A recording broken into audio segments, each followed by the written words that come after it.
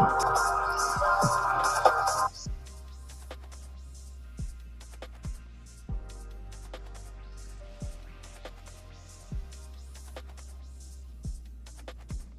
buenas noches, tengan todos ustedes y bienvenidos sean a una presentación que voy a hacer en inglés. Welcome to all of you. I'll be doing this presentation in English.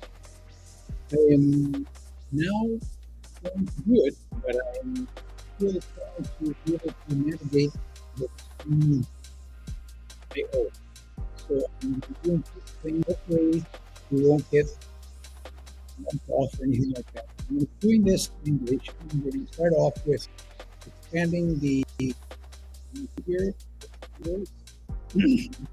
music, and let's increase the size of the screen. Here we go. Anyhow, it all starts way back in the year 1532, perhaps even earlier than that. But at that time, the Tiwantinsuyo, which is what they was referred to as to the higher Inca Empire. The Inca Empire started way up, very close to the tail end of Colombia and went all the way down to Chile in the south.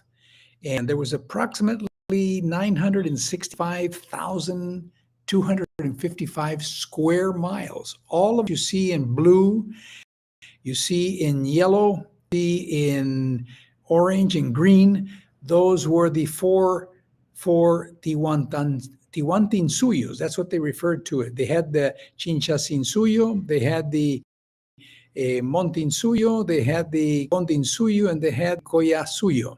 Now, what do those names mean? I don't know. But anyhow, that's what they used to call them. And like I said, there was tremendous amount of territory the Incas were able to conquer through their soldiers or their warriors. And they had about 40,000 kilometers of roads. Mind you, they were not paved roads, but they were very well kept. They had what we used to have in the West in the United States, the riders that used to ride so many miles with messages and mail and what have you, and they would deliver it to another place. They would just change horses and they'd keep on riding until they got to their point of destination. Well, the same happened with the Incas. They had the people who used to carry messages from the coast all the way up to the Andes, up to Cusco, where the Incas used to live, and also in Quito, where there was also the kingdom of the Incas. Now, let's go and see if we can go to the next page without ruining this. Let's see here. There you go. Now, this is the of Spain. You can see the left is Portugal, and with the little blue line going up, Portugal is a sliver on the left, which goes towards the Atlantic. The rest of the blue you see on the right is the Mediterranean. And this is the tip of Spain all the way down south. But you see where it says Trujillo. Trujillo is where Francisco Pizarro was born. And from there, further south, there's another city called Medellin, and that's not Medellin, Colombia, but Medellin, Spain. Hernán Cortés, who was a relative of Francisco Pizarro, was also born. This portion of Spain is, in those days, called La Extremadura. Now, what is the meaning of the Extremadura? In those days, Spain was not, as we know it today, Spain. There were kingdoms, the kingdom of Castilla and Aragon, the kingdom of Navarra, and the kingdom of Portugal. So it really wasn't Spain as we know it today, which is a country. Today, Spain is considered a country. Portugal became independent by themselves, and they are a country by themselves. Portugal and Spain are related, although they don't speak the same language, but they are related in many ways. But they're two different and separate countries. In Portugal, they speak Portuguese, and in Spain, they speak Spanish. But anyhow, Francisco Pizarro was born in Trujillo. His father's name was Gonzalo Pizarro, and he had a sexual relationship with a maid, so to speak, because his father, Gonzalo, was a soldier considered what they referred to though in those days as an hidalgo. Hidalgos were like not necessarily as Sir Lancelot was, or they were not knights, but they were close to it. They were close to it, and they usually came from families who were not poor, but they were not extremely well. That portion of Spain in those days was very, very poor. They were always in constant battles, constant wars, and people just did not have the means to really be fluent. And Francisco Pizarro, who never, ever learned how to write or read, at the age of 14, 15, he was the care of some hogs, pigs. That was what he was doing for a long, long time since a kid. However, his dad's family did actually said, he's our son's son, and he's part of the family. He's a Pizarro, but we don't recognize him as a legitimate son. In those days, being a legitimate son meant that your dad and your mom were married. If you were born out of wedlock, you were considered as a bastard, if they really wanted to be derogative, or you were considered as a illegitimate son or daughter. In this case, that's what Francisco Pizarro was. So at the age of 17, Francisco Pizarro was, I guess, I don't know, but I guess he was tired of living the life that he was living. His mom moved away, and he was actually more or less on his own. At the age of 17, he decided to join the army, or part of the army in those days. They were having problems with Naples. Naples in those days was not considered Italy as of yet, and Naples was being or trying to be absorbed by the French. And of course, the Spanish were not going to let that happen. Had soldiers and warriors going down into Naples on the other side of the Mediterranean there, and they were going to recoup that portion. So he decided to join that part of the army, and he became a soldier, and apparently a pretty good one. He knew how to, or he learned how to do strategic moves and what have you. But in the year 1504, he decided that it was about time for him to try something else. And he took, he'd get on the ship with Nicolás de Obando, the guy on the left, who was apparently one powerful leader who was able to command ships and what have you. And Francisco Pizarro decided to join, and he ended up in what today is considered the Dominican Republic, which is also connected to Haiti. That is one big island divided by two countries. On the right, you have the Dominican Republic, and on the left, you have the Haiti. In those days, it was not known as either Haiti or the Dominican Republic. It was considered as La Hispaniola. So in 1504, that's the first time that we get any type of information of the fact that Francisco Pizarro had made it all the way to America.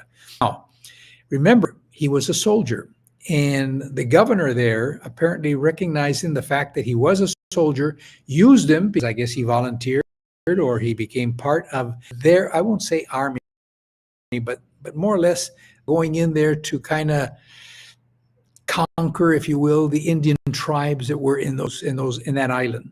And he did very well. Apparently, he did very well. They used to say, we went to pacify them. Pacify them meant, obligate them to become subservient to the Spanish crown, because everything they did in those days was on behalf of the crown of Castilla and the crown of Aragon.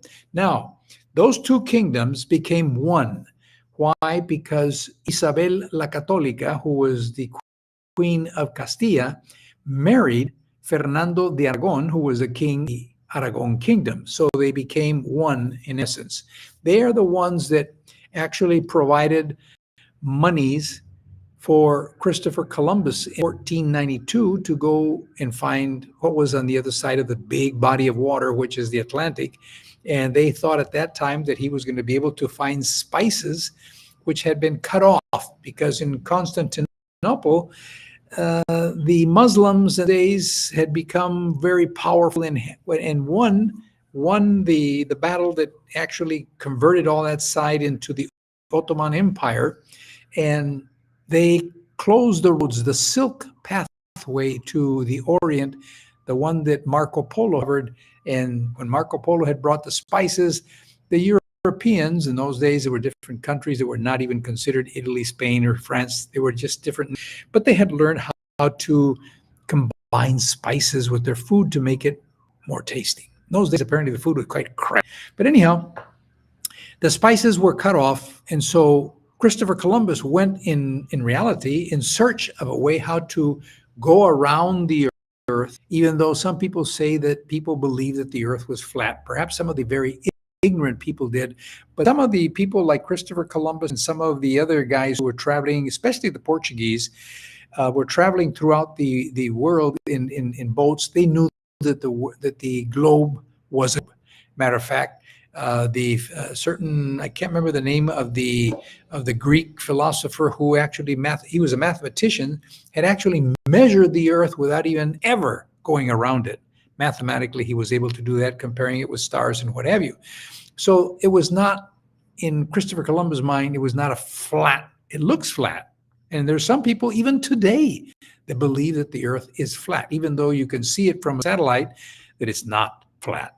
But anyhow, he went and he discovered what we consider now America. However, he did not go to the mainland. He was hitting islands like Bermuda, and he eventually hit what today is the Dominican Republic. Anyhow, years later, 1504, that's the first notion we get that Francisco Pizarro is in America. But Francisco Pizarro decides that, Dominican Republic was apparently something that he did not want to stay too long. He became indebted to a guy by the name of Martín Fernández Enciso, and he took off towards the Castilla de Oro, which is now considered Panama. Now it's Panama. So he went to Panama, and at that time, the governor of Panama was Pedrarias Dávila. And Pedrarias Dávila apparently took a certain kindness towards Francisco Pizarro, because Francisco Pizarro not only was a soldier, but he was a soldier who knew how to take orders and who knew how to give orders. And so this was convenient for the governor. So the governor said, there's a group that's going down into the area which is now called La Nueva, it's La Nueva Andalucía, which is now Colombia. And along with that group, in the first trip that they took down there, Francisco Pizarro went along with a guy by the name of Vasco Núñez de Balboa, which is the guy that you flag, and he's in the ocean there with getting his boots wet. But anyhow, he went down there, but Francisco Pizarro was not the leader group. He was one of the soldiers that went down there, but Vasco Núñez de Balboa was quite a character. He was also quite a cruel character, because he was the type of guy who would go in there, and if he grabbed Indians, he wanted to know two things: where are the most dangerous tribes? And secondly, and most important, where is the gold? They were after gold. All of these Spaniards and Portuguese were after gold, even though supposedly after Christopher Columbus, not only found certain spices, not the spices that they wanted, but certain spices, he also found Indians, and they called them Indians because he was looking for India. That's why they're called Indians. The natives are called Indians because of that. But also he found there was gold. Indians actually did work pieces of gold. And you put gold in front of a Spaniard in the years 1500, and you were asking for trouble, because they went after whatever shined. If it was looking good, it was gold. And if it was gold, it was something that they wanted very much. Vasco Núñez de Balboa, however, was one that his personality was such a strong personality that he saw things that most other soldiers did not see beforehand. When they went down to Colombia, they were attacked by some Indians on the edge of Colombia, and they found out very early that these Indians had poison arrows. And of course, a couple of Spaniards got some of those arrows stuck into them, and they died. And Vasco Núñez de Balboa said, it's time to move out of here. And he found another tribe, which, even though they fought against the Spaniards, they didn't have poison arrows, and the Spaniards were able to defeat them. They were able to find out certain things, but they ran out of provisions. And they almost all died because they were counting on another boat coming over there to rescue them with more soldiers and more food so that they could continue exploring. But apparently a certain amount of months went by and that was not happening. Anyhow, finally the boat arrived, and so they all went back to Panama. Now, the second trip was caused by another group, but before I go into what happened to Vasco Núñez de Balboa, Vasco Núñez de Balboa remained in Panama, and the Pedro Arias Dávila, the governor, really didn't like too much of him because Vasco Núñez de Balboa was confronted when the Indians that came with the poison arrows. He said it's time to move on to the other tribes that don't have the poison arrows. And the guy by the name of Martín Fernández Enciso, so no, I'm the one directing this trip, and we're going to go in and fight these Indians with the arrows. And Vasco Núñez said, that's stupid. That is definitely stupid. I don't think that's what we do. And he to the consensus of the soldiers. And of course, the soldiers didn't want to be exposed to poison arrows. They said, no, we're going with Vasco Núñez de Balboa. And Martín Fernández Enciso kept on causing a lot of problems. He was bitching and moaning about it. Finally, Vasco Núñez de Balboa imprisoned him, put him out, and sent him back to Spain, supposedly, but the boat went to the Dominican Republic, what is considered today the Dominican Republic, and at that time was called La Española. Enciso was very angered.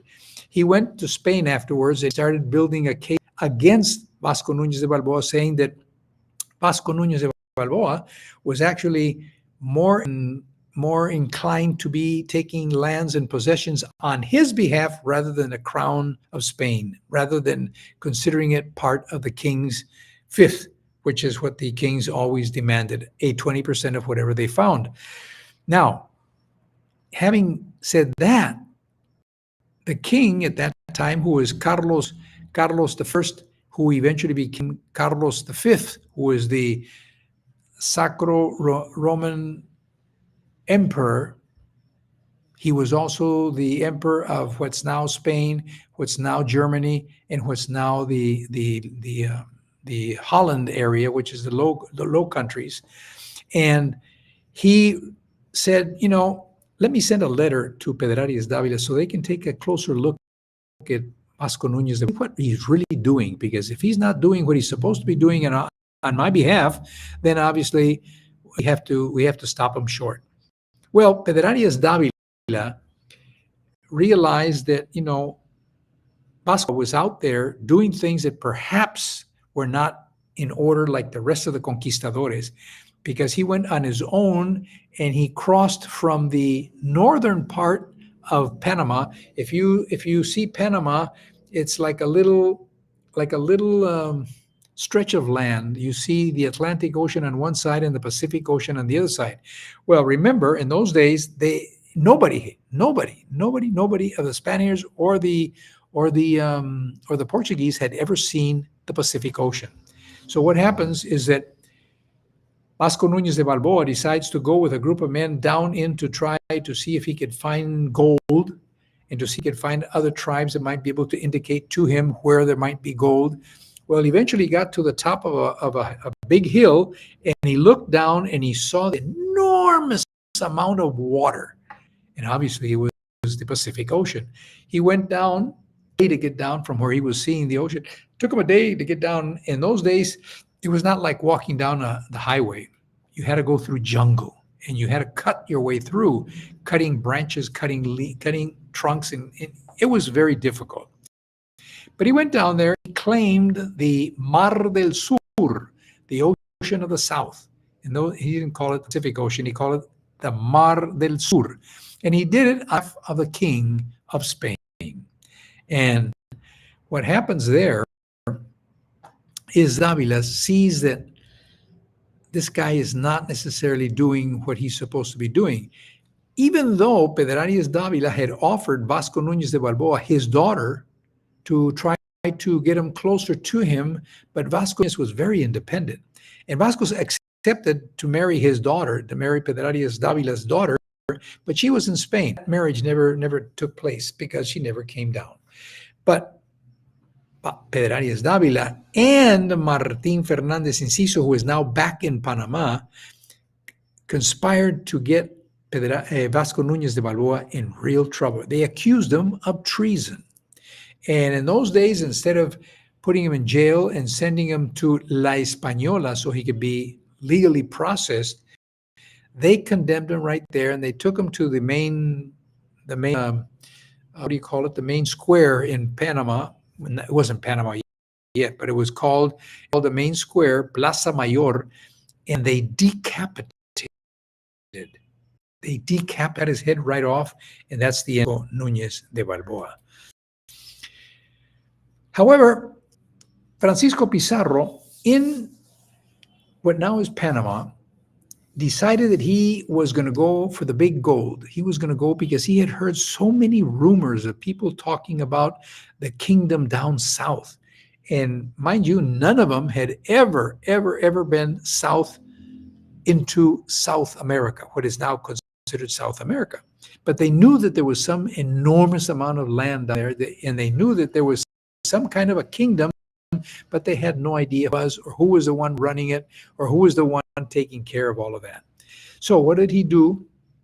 He created a partnership called La Compañía de Levante, the pickup company.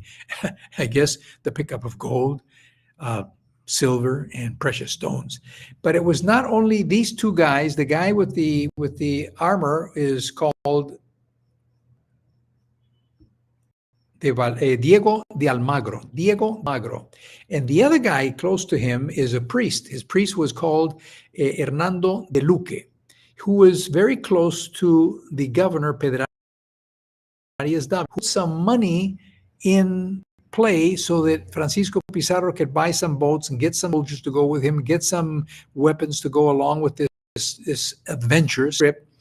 And there was another guy by the name of Gaspar de Espinosa, who is the governor of Darien. Darien is now part of Panama, the part that is really thick, in which most of the people that are going up to the United States, trying to get into the United States because they have a porous border, are going from Colombia, Panama, through the Darien. Darien is, I won't say it's wasteland, it's just pure jungle, snakes, spiders, and what have you. Yet this guy was the governor of that little portion of land, which now is Panama, and it's called also the Darien. But he said, I'm going to be a silent partner. 3 people involved, plus Francisco Pizarro being the 4th guy, and the obligations of each one of them. Diego de Almagro was supposed to make sure that he got the ships and got the provisions, and Hernando de Luque, the priest, was supposed to get the monies to be able to pay for all of this stuff. And Francisco Pizarro was the one who was going to put his life on the limb, trying to go and find wherever this big kingdom was. Now, that's what happened in Panama. Now, Francisco Pizarro took another trip, a second trip. He made 2 trips. The second trip, it almost cost them their lives. Matter of fact, he even got an arrow in his shoulder. The guy was definitely unlucky, if you will, because he kept on, and he landed in certain areas that were still part of Colombia and part of Ecuador. But part of Colombia and Ecuador as we know it today. In those days, they were not called neither Colombia or Ecuador or even Peru, even though Peru had a name that was Biru, with a B rather than with a P. B like in boy, or was not like P like in Pablo. It was B, Biru. The Indians referred to as Biru. But in this trip, the second trip, almost all of them died. Matter of fact, the ship that was trying to bring provisions for them was not coming. It was not coming, and they kept on eating even leaves, and some of them died of some of the poisonous stuff that they ate. And it was a bad trip.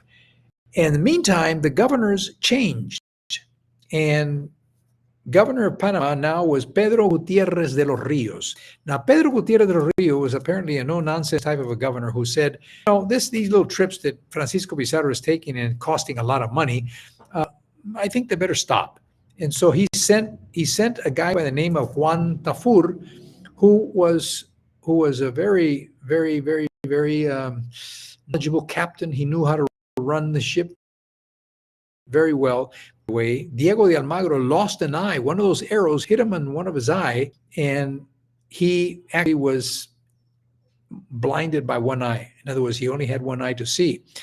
But the governor said, "Come back," and the second trip was a failed trip. And so what did Pizarro do? He decided to go to Spain, back to Spain. So he went to Panama after his second trip, went back to Spain, and was able to find a permission from the king. But prior to this, when they went to pick him up, when Tafur went to pick him up, they found him on a called La Isla de Gallo. La Isla de Gallo is like very close to what now is considered Ecuador. And Francisco Pizarro knew that there was treasures to be had. He knew it. He just felt it. And he drew a line in the sand and he said, those of you who want to go back to, in that time, Panama, you want to go back to what is considered Panama now and become poor, cross this line. And those who want to go with me down into PERU, come over here with me and on this side of the line. 13 men came over to his side. Now, Bartolomé Ruiz de Estrada was another guy who went down there with Pizarro, and Pizarro told him, go ahead of us and see if you can find anything while we take care of the problem here. And that's what Bartolomé did. And Bartolomé went down there and he found some natives on a small raft with some gold artifacts. Once again, you show gold to a Spaniard in those years, and you had yourself a conqueror on your hands. Anyhow, what happened thereafter is that Pizarro went back to what is now considered Panama, and when he did, he found that the governor himself was not necessarily wanting to go along with him in any more trips. So he decided to go to Spain on his own. Now, he talked to his partners of the Compañía de Levante. He talked to Diego de Almagro and he talked to Hernando de Luque. And both of those guys says, no, you go. Even though you don't know how to write or read, you have a better command of the language. And Diego de Almagro has only one eye. I'm a priest. And, why don't you go? So he went. Now, remember, he had a with a guy by the name of Enciso. The guy named Enciso was Martín Fernández Enciso. He owed him not only some money, but he apparently was also involved in bad-mouthing him in some more form, way, or manner, so that when he arrived to Spain, he got arrested. In those days, if you owed money, you got arrested. If you hadn't paid, you got arrested.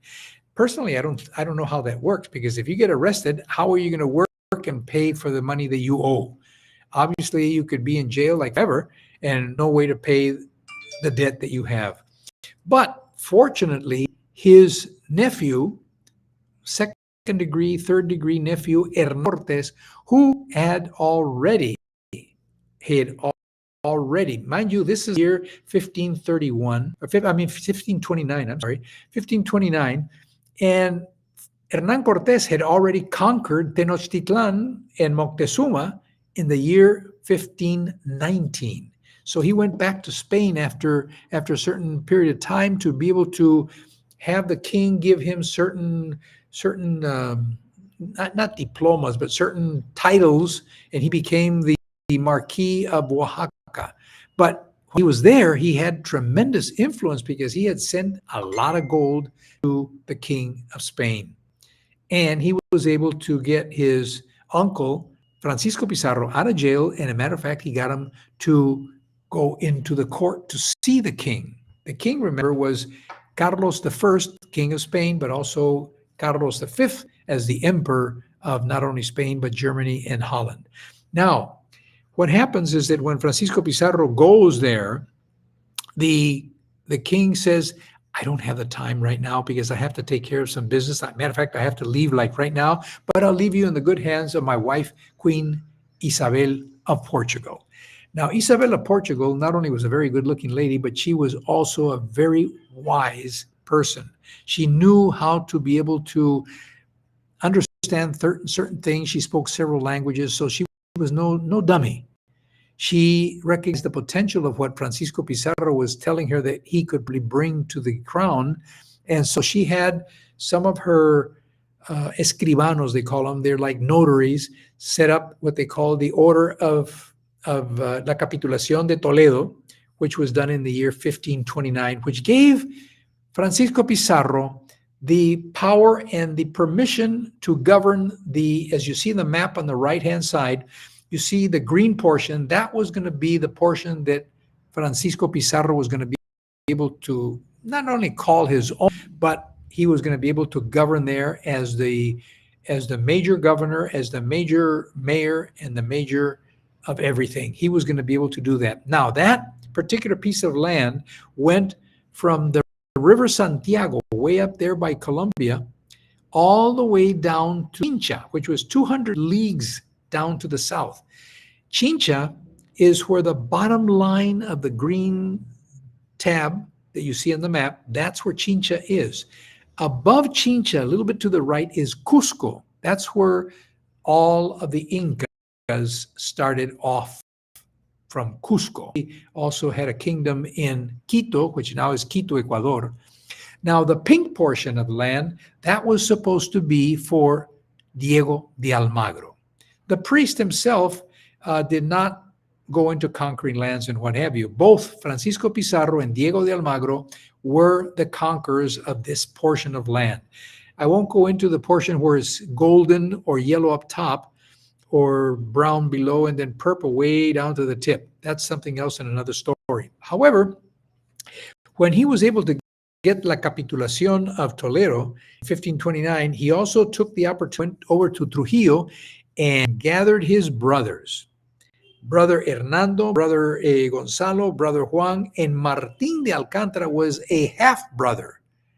His mother had remarried a man by the name of Alcántara, last name Alcántara, and so Martín Alcántara was a half-brother. However, Francisco Pizarro said, I'm taking my brothers with me. If we're going to go conquer, I want them to also be able to enjoy of what I think and know and feel that we are going to be able to get. So they all went back to what now is considered Panama.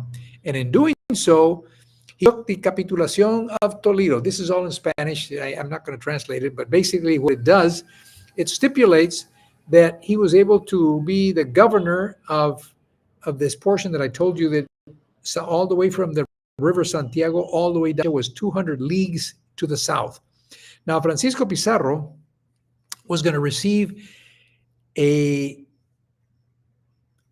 salary of 750,000 maravedíes a year.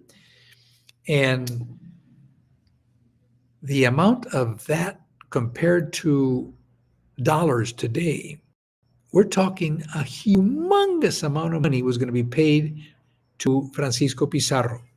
Now, Francisco Pizarro kind of got in the bads with Diego de Almagro because even though Francisco Pizarro went there with the intention of making everything split three ways, remember it was Diego de Almagro, it was Hernando de Luque, and it was also Gaspar. He was going to split everything even. But the notary, the notary that was under the command of Queen Elizabeth said, no, I don't think that's the best way because there has to be like a leader, the one who gets the most, because if you put all even partners, somebody's going to get killed. And sure enough, somebody did get killed eventually, but not because of that. So Francisco Pizarro was like the big honcho.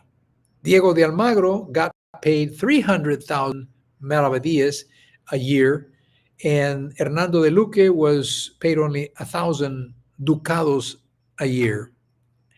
And what happened is Bartolomé Ruiz, the guy that I told you that went ahead of them and found the little the little boat that had some Indians with some gold in it. He became the Piloto Mayor del Mar del Sur. He was the Pacific Ocean captain of captains, if you will. Let's put it that way. The 13 people who crossed the line to go with Pizarro, they were given titles. And in those days, titles were really very important. That opened doors for you. If you said, I'm the Count of Montecristo, you were able to get people to say, oh, sir, please step over here. And the final capitulación of Toledo was that the crown always received a fifth, which was 20% in this case. Everything that they would find as far as gold, silver, precious stones, a fifth of that, supposedly 20%, was to go to the king or the kingdom of Castilla and Aragon. And also they were supposed to establish cities or towns on behalf of the King of Spain. They also were supposed to propagate the Catholic religion, giving the intervention of the Catholic Church in their baptisms of all the Indians that they were finding in the road as they went along. Anyhow, this is their permission. Now, what Francisco Pizarro did, he took this and he went back to Panama, which is now Panama, and he put it in the front of the governor's face and says, now, as you see this, I don't want any more intervention from you at all. I'm going south because I know that there is a big, humongous empire that has a lot of treasures to be found yet.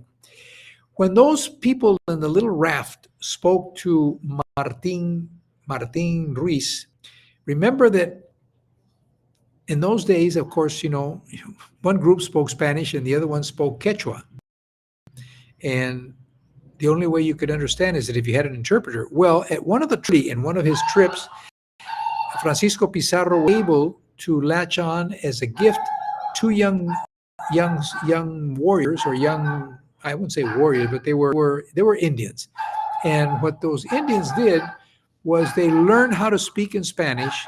And in speaking in Spanish, even though it was a very poor Spanish, they were able to interpret certain things, and they were able to communicate between the Indians, fellow Indians, and the Spaniards.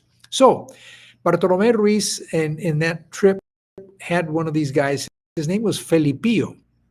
Now, Felipillo, the more he associated with the Spaniards, the more he learned Spanish, and he got to understand from those who were in the small raft that there was a great leader by the name of Huayna Capac. He was the top Inca.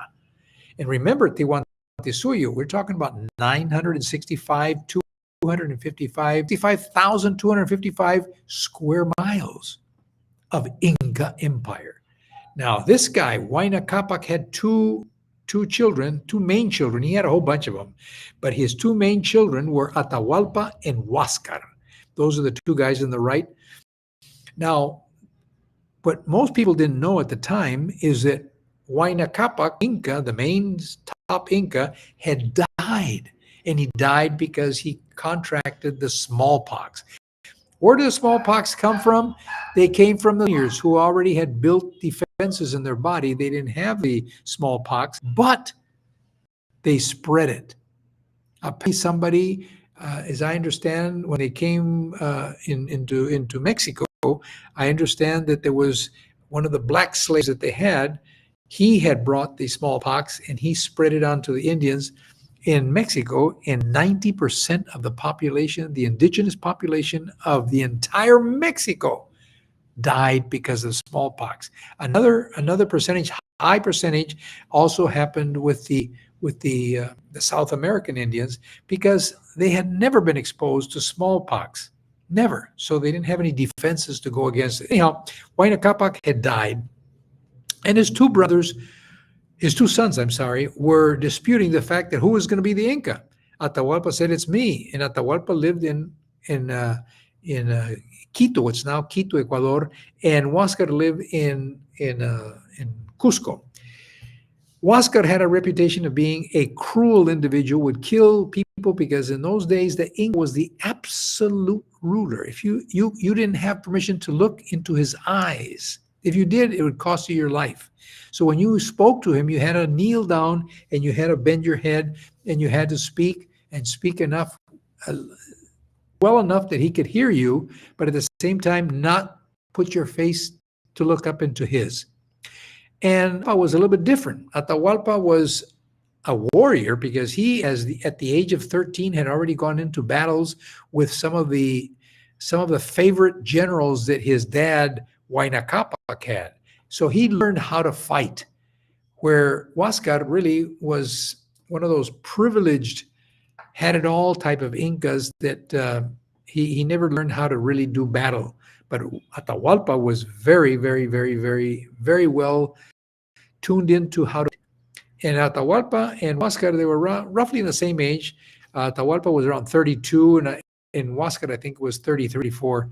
But anyhow, when Francisco Pizarro gets into a place called Tumbes, today it's still named Tumbes, in Peru, which is now Peru. At that time, it was called or referred to as Biru.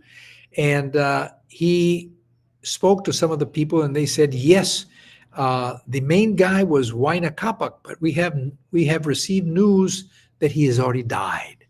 And so Huáscar is way down in Cusco. That's further south from Tumbes. Matter of fact, it's a big amount of south of where they came in.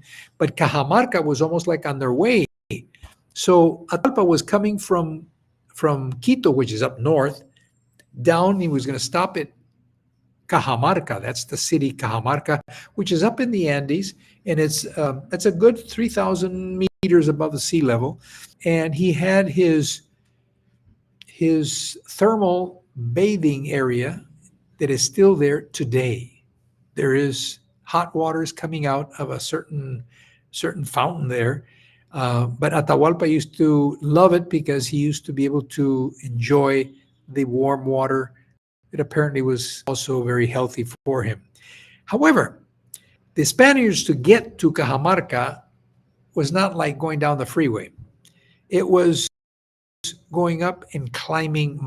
And Francisco Pizarro only had 168 soldiers with him.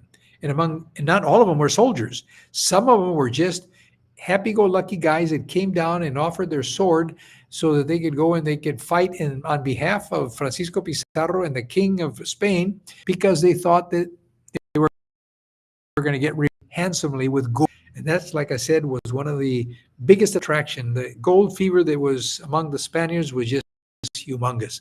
Anyhow, the horses were only 62 horses. They had all kind of muskets, and they had lances, and they had swords, and they had the armor, and they had their helmets, and they had 3 to 4 or 5 small cannons, not the big type of cannons, but the small cannons. And I personally don't know how they were able to carry, because they were going up high into the Andes, and those horses, they had to be quite different. Go steady. It does not lose its temper. Does not lose his sternness as he's going up the hills. And even though he goes at the edge of a precipice, or they don't fall down. Horses become very nervous, and sometimes they commit the mistake of making a misstep, and they go over the precipice, and they get killed. But anyhow, they did the job, and they eventually got to Cajamarca. Now, Cajamarca, the main plaza, was a big square with buildings around it to make the perfect square. The buildings were, I would say, according to what I've read, they were about 15 meters high, perhaps even a little bit higher than that. But Atahualpa was not there. Atahualpa was of the main plaza where he was enjoying his stay. He had 30,000 warriors at his command. The warriors told him sir, do you want us to go inside there with you? Because Francisco Pizarro had sent Hernando, who rode a very, very well-trained horse. The horse would stand up on two. The horse would do all kind of different tricks, and it was very impressive to see Hernando de Soto work his horse. Matter of fact, he rode the horse when they do in the rodeos. They have these quarter-mile horses that ride up to you, and then all of a sudden they stop on a dime. This horse did the same thing, rose up on 2 feet, but in one of those deals, he rode straight almost into the Inca himself, into Atahualpa. And Atahualpa did not even blink. And some of his other warriors on the side apparently got scared of seeing the horse coming at him, and they made a move to sidestep him. That cost them their life. It caused them to be killed. That was an easy way to get killed. Show your fear and you're dead. Anyhow, the Inca even had some horse spray on his face. The Inca never moved. And he told Hernando de Soto, because Filipillo was there again, he told him, tell your master that I'll be seeing him tomorrow. I have some things to do today. And what he really did was wanted to enjoy the thermal bathing, and he wanted to drink some of the chicha that they had there, which is like not alcoholic per se fully, but it apparently was a good tasting deal. But anyhow, he wanted to spend the evening just taking it easy, because in his mind, he had heard his dad, Huayna Capac, at many times saying, these guys are the reps of Viracocha. Viracocha was the god that they all feared. Viracocha was a thunderous god that was, the commander of the lightning and the commander of the rains and the commander of the storms, and he would be able to cause death. And all of a sudden, Atahualpa, through his spies, because in the kingdom or the empire of the Incas, Atahualpa had spies all over the place who were always running down these 40,000 kilometer roads that I told you in the beginning, to be able to tell him what was happening in his kingdom. And he said, all of a sudden, these floating houses with men that are coming with these shining things on their chest. Viracocha also had shiny things on his chest. I don't know if they were armor, but that's the way they envisioned Viracocha. And so Huayna Capac, the dad, before he died, had passed on the word to Atahualpa and Huáscar. These were envoys of the god Viracocha. But Atahualpa, he had his little doubts, because he had heard that these people, the Spaniards, talked at night. They talked at night, and he did not know why they talked at night. What happens is that at night, the Spaniards were praying on the rosary, because the Spaniards also unknown. Try to put yourself in their shoes. Going up against unknown, he had no idea that Atahualpa had 30,000 warriors, and he only had 168.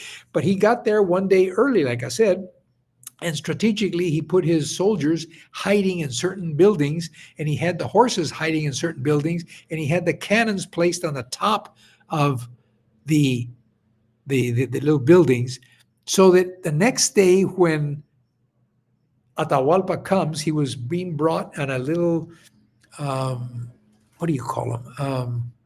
Well, it was like a little chair, but he was carried by 6 people, and they were coming down the road, and the people in front of the little chair, little chair, were sweeping so that no matter where he went by, it was totally clean. There were musicians, there were jokers, there were all bunch of people, but the warriors were told to surround Cajamarca in the hills surrounding the city of Cajamarca, because Atahualpa had made up his mind that he was going to kill these people.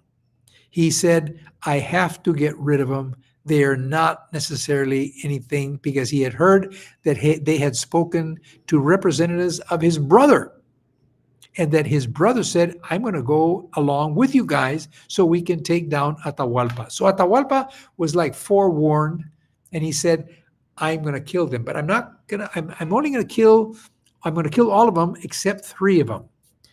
Now, the three that he was going to spare, one of them was the guy who did the placing of the horseshoes on the hoofs of the horses. Then the other guy was the guy who actually was able to train the horses. And the third guy was the guy who was in the little room where all the Spaniards used to line up in a row when they were all dirty, when they had their beards all, sticky and they didn't look good. Went into that little room one by one, and they would exit another door, and they would come out clean, and they would come out like younger. What he did not know is that the barber inside, and he didn't know he was a barber, had shaved them, and they looked younger and clean as they walked out. And so he says, I want to spare the life of the one who is the one who creates the youth, the fountain of youth. And so those were the three that were going to be spared. Anyhow, the next day, he goes in with about 2,000 of his followers, but none of them were warriors.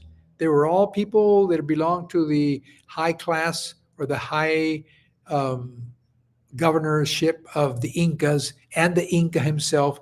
And they go in there, and then when the Inca stops in the middle of the square, the priest Vicente de Valverde walks up to him, and he has a Bible in his hand, and he says, you have to refuse to follow the gods that you follow, and you're going to have to follow our God. He is our God, and now he's going to be your God. And on top of that, you are going to honor and pay tributes to our King Charles I and Emperor V.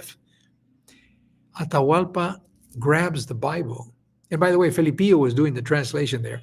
So Atahualpa grabs the Bible and he puts it up to his ear, thinking that he was going to hear somebody talking to him through the Bible. Nobody did talk to him. So he threw the Bible down to the ground. He did that, and the priest, Vicente de Valverde, kind of pulls up his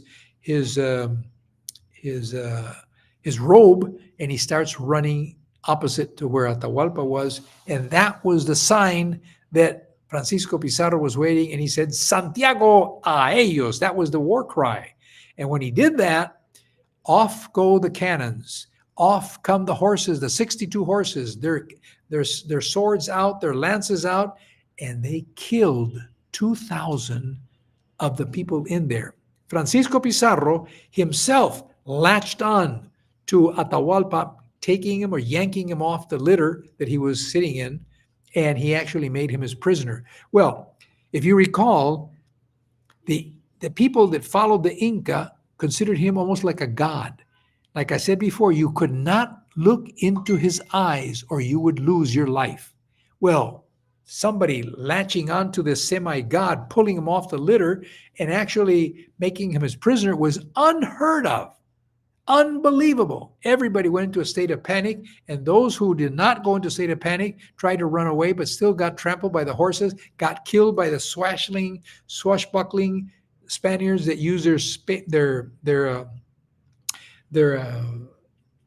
swords to cut heads off, to really did a job on the Incas, on the people that followed the Inca.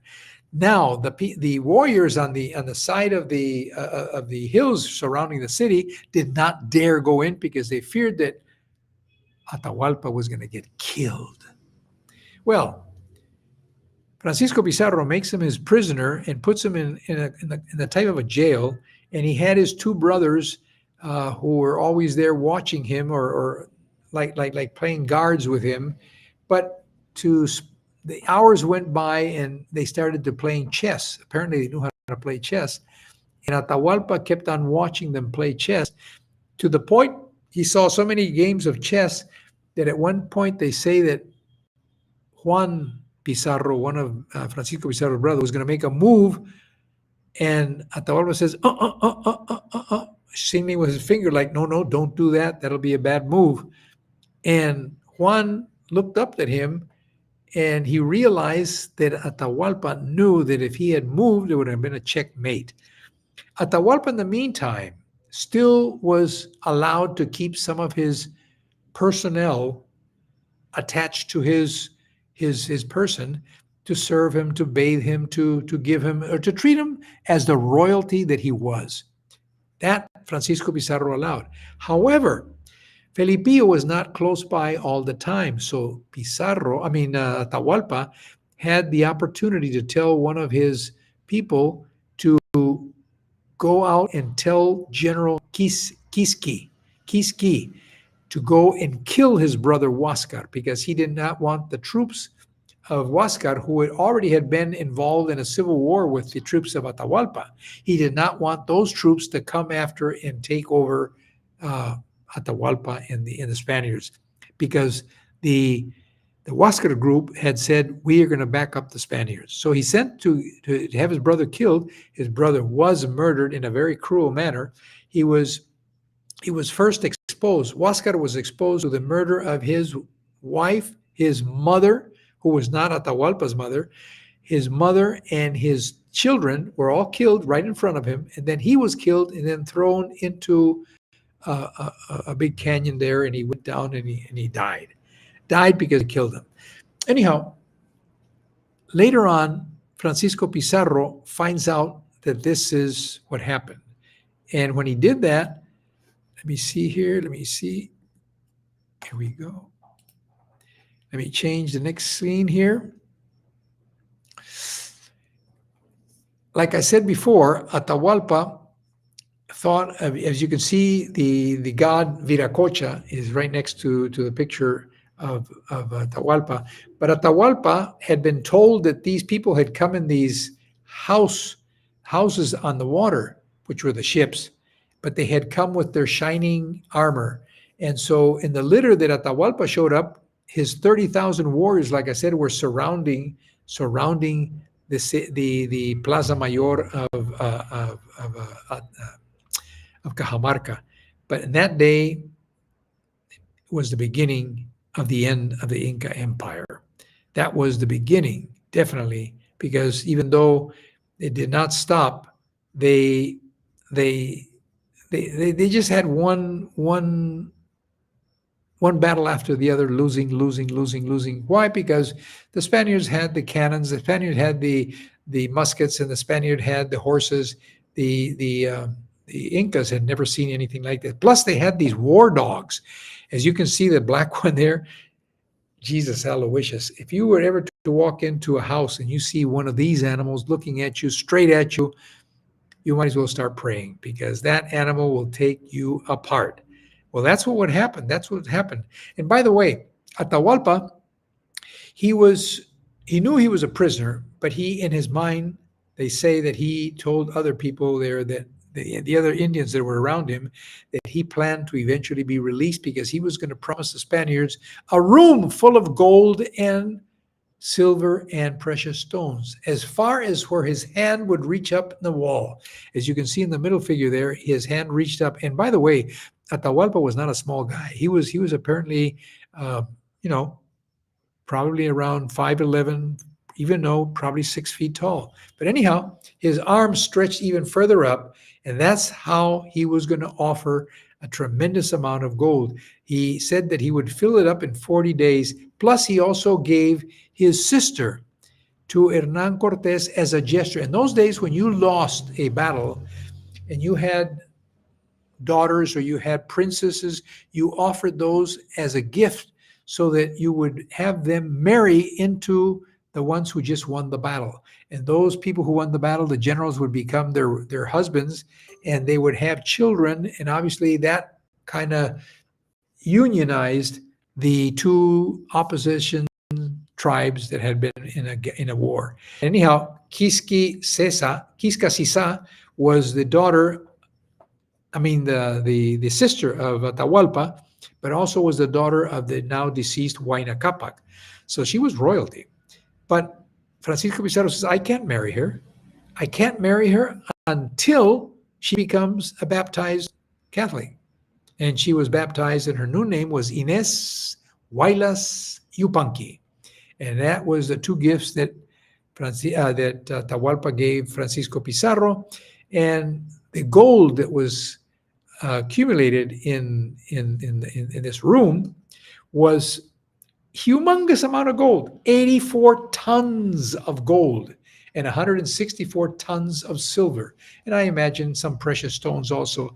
So what happens here is that Atahualpa says, I have now completed my promise to you, even though I did not fill it up all the way to where my hand is. At least you have this amount, showing good faith. He had learned how to play chess. And a matter of fact, he had endeared himself to Francisco Pizarro himself. Francisco Pizarro spent many evenings talking and talking and talking with him, with the use of Filipino, of course. But finally, the Diego de Almagro group comes in and they say, we have heard as we came up the hill, we have heard that they're planning to come and invade here. So we might as well kill Atahualpa, because that's the only way they will know that we have such power that we can kill an Inca. And sure enough, they decided to put him through a trial, and they condemned him because he had too many wives. They condemned him because he did not pay the respect to the Bible. They condemned him because he had murdered, or sent to be murdered, his brother. So there was a whole bunch of charges, but they were really excuses to be able to kill him. Francisco Pizarro really didn't want to do it, but Diego de Almagro's group apparently was more convincing, if you will. So they told Atahualpa, you have been condemned, and we are going to burn you at the stake. Now, burning at the stake, it kind of hurts. Kind of hurts, you know. You have another way to go, though. You can go the way of the garrote, which is that little machine that you see here in the third picture there. But in order to do and have the grace of dying through that machine, you have to become baptized. And then Atahualpa, thinking in terms of flames, he said, okay, I'll baptize. He baptized. He became, his name, baptismal name was Francisco, of all names. Can you imagine that? Anyhow, the garrote is that they put your head inside that loop, that metal loop that you see, but you see that point, that tip that comes out? Well, there's a screw behind the portion where you put your head, the back of your head towards the tip there, and your head cannot go forward because you have that metal collar around your neck. And as the guy turns the wheel, that thing starts going forward, goes into the back of your skull, and breaks the connection between your backbone and your skull. And obviously you die right away. Anyhow, that was not the end of the Inca Empire. The last Inca's name was Tupac Amaru, and he died in 1572 in a most horrendous of manners. He was murdered, if you will, in front of his wife, who eventually was also shot. And his child was not killed, but he was a witness to the way they killed his dad, Tupac Amaru. They tied on the tail of 4 horses the extreme limbs of Tupac Amaru, the both arms and both legs, and the horses took off in different direction. And that was the one that really impressed everybody. And they said, wow, that is not the way to kill. But that's the way the Spaniards used to do it. And then they cut his head off and they put it on a stake. Now, Francisco Pizarro, although he had been able to latch on to Atahualpa, kill Atahualpa, and eventually start, killing a whole bunch of Indians, the famous General Quisquis was still going up against Pizarro and many times killing a lot of Spaniards. By the way, by this time, Pizarro, his 168 men now were, 400, 500, 600, because the word got out that there was gold. And the Spaniards came in and they all became part of Pizarro's entourage, Pizarro's warriors. And so Pizarro had access to one of the Inca's brothers, whose name was Manco Cápac. Manco Cápac was one that Pizarro said, I'm going to make you Inca. I'm going to officially make you Inca so everybody can think in terms of you being the Inca absolute ruler.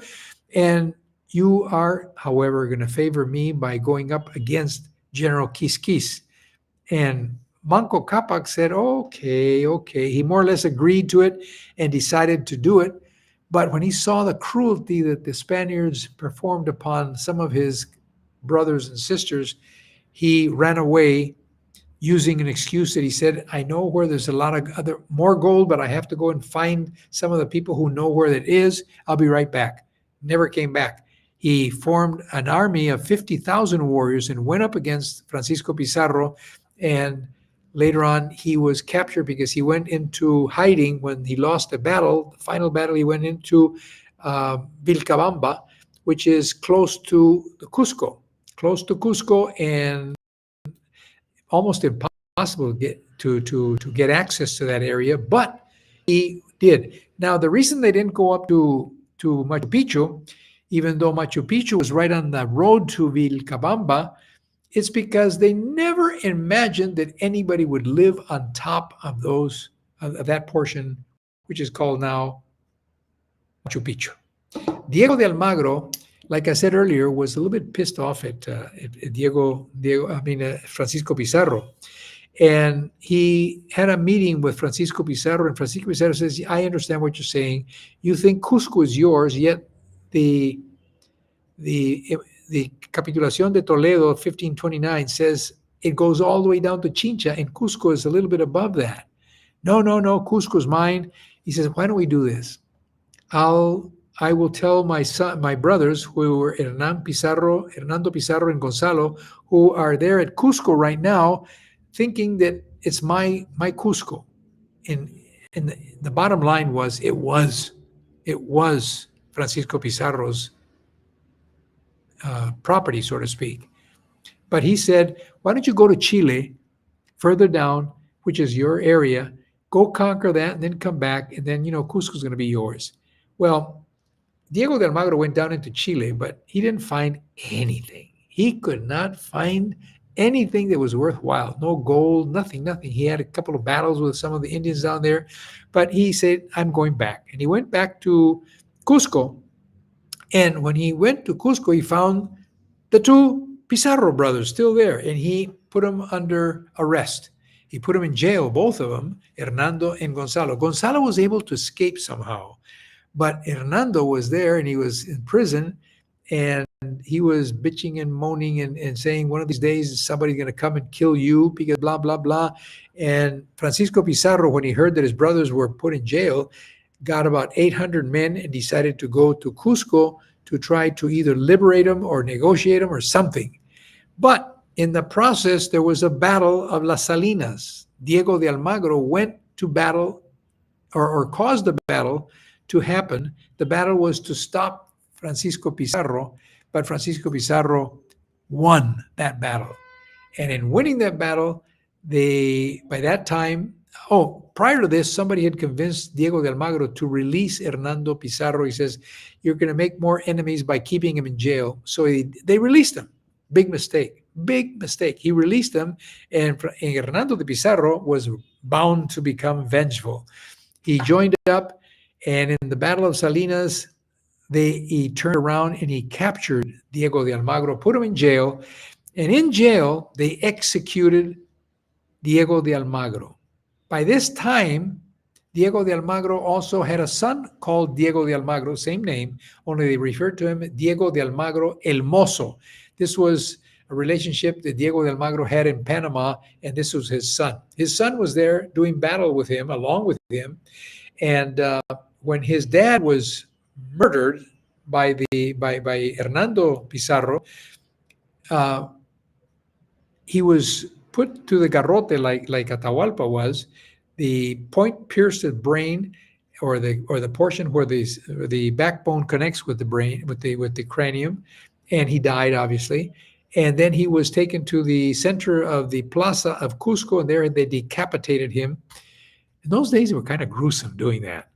Kind of gruesome. But anyhow, later on, Diego de Almagro, the son, was executed in the same fashion. So the people who used to follow Diego de Almagro, at this stage, they were in Lima impoverished, because the guys who really reaped up good, who really got a lot of money, not a lot of money, but a lot of treasures, were the Pizarro brothers and obviously Francisco Pizarro. But Diego de Almagro was very poor. When he died, was definitely poor, and his followers were poor, and they were simply fed up. And so they decided that they were going to murder Francisco Pizarro in the name of the king. They called him a traitor because they accused him of being treasonous.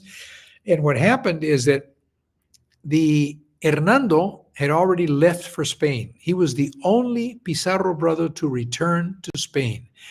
His other brother, Gonzalo, when later on became an individual who was ordered to be executed by the king, he loses his life. The other one, Juan, he lost his life in one of the battles that they had with the Indians. And Martín de Alcántara was with Francisco Pizarro having dinner at Francisco Pizarro's home when he heard the rumors that there were people coming to try to kill him. So Francisco Pizarro tried to immediately put on his armor to be able to do battle. Francisco Pizarro at that time was 63 years old. Martín de Alcántara was a younger brother, and he was there having dinner with Francisco Pizarro. The other people who were having dinner with him kind of rushed out the other door and ran away. But when the people that came in, there were several, about a dozen of them, came in with their swords drawn. Francisco Pizarro killed 3 of them in the battle with the swords, but one of the guys was able to get his sword into the throat of Francisco Pizarro. Francisco Pizarro falls to the ground. He's now bleeding profusely, and with his finger he makes a cross with his own blood, and he says, I need to confess, I need to confess.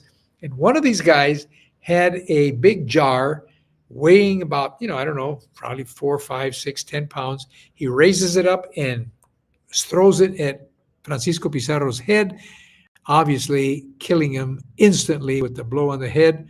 And he said, you can go and confess in hell.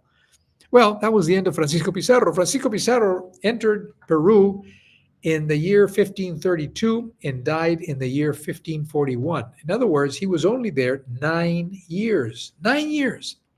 9 years. However, Francisco Pizarro, if you recall right, he had married Atahualpa's sister. Atahualpa's sister produced 2 children, Francisca Pizarro, Yupanqui, and she was born on December 28, 1534 in Jauja, which is about 155 miles away from Lima. But she's considered the first Peruvian mestizo. In other words, the mestizo is a combination of a Spaniard and an Indian. And her mother had the unfortune, if you will, to have had the daughter, but the daughter was taken away from her at a very early age, because even though she was royalty, Quispe Sisa, who was Inés Huaylas Yupanqui and the mother of Francisca, they took Francisca away from her so that they could actually train her in the same style that the Spaniard children were trained and became the true Catholics that they were. However, Francisco Pizarro asked his brother's wife, Inés Muñoz, to keep her and guard her and take care of her through her schooling and everything that had to do by raising a young lady.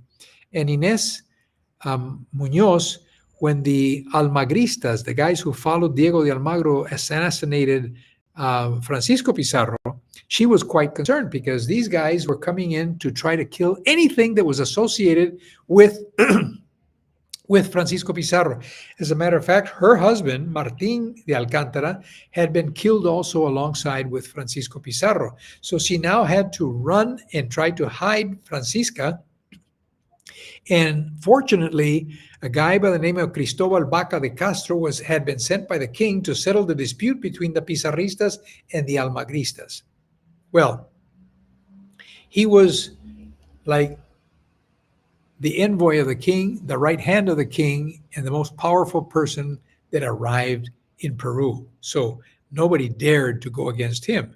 And so she told him that she had Francisco Pizarro's daughter. Francisco Pizarro had just been murdered. And so Cristobal Vaca de Castro was definitely one who protected his daughter, Francisco Pizarro's daughter, and made sure that she did not suffer at all, or she should not become the victim of the Almagristas. The Almagristas, like I said, were bent on trying to catch and kill anything that was related to Francisco Pizarro. Francisco Pizarro, at the age of 18, was sent to Spain. She, at that time, because of Francisco Pizarro's amount and fortunes, she was considered a multi-millionaire. Her uncle, Hernando Pizarro, had been in Spain, but he had been put in jail. But the funny thing about the place where he was put in jail, because he had so much money from the Pizarros, it was like living in a hotel. He was able to get anything he wanted. He just couldn't go outside and walk the dog around the block. But when she came, he wanted to make sure that the patrimony of the Pizarro brothers remained all in one household, not going to be distributed through other places. So in his will, he made it forbidden for Francisca to marry anybody else. She was supposed to not marry anybody, and he married her. This part I don't understand. How is it the church did not intercede there? Because that's almost incest. Well, it is incest. He was her uncle. She was his niece, first degree. They had 5 children. None of those 5 children ever came across as somebody or some people that really did this or that in a very great fashion. They were not ones to be remembered as such. But anyhow, she arrived and they got married, and he died later on, at the age of 50. In Trujillo, Spain, they had, like I said, 5 children. He died, and she went on to marry. She decided to say, screw that, I'm getting married anyhow. She married an aristocrat who was 20 years younger than her. There's one thing that is very unusual, if you will. She died at the same age that her dad, Francisco Pizarro, died. She died at the age of 63, same age that her dad died when he was murdered. Anyhow, she lived in Trujillo, Spain, and she built the Palace of the Conquest, and it's still there. It's a 4-story. Looking at the building there, it has 4 levels, and some people call stories the one above the first level. But anyhow, there's 4 different entrances, windows, if you will. She also had the tip or edge of the building with 4 sculptures of her face, Hernando's face, Francisco's face, and I don't know who the other face is. But anyhow, the guy on the horse on the right, that is in memory of Francisco Pizarro. Anybody who goes to Trujillo, Spain these days can go and they can see it. It's there to be seen. Anyhow, that is the end of the story that I wanted to tell you. And I thank you very much for the attention that you did pay. Let me see if we can go back now. Yep, we can go back, and let me see if I can do something here. Yep, there we are.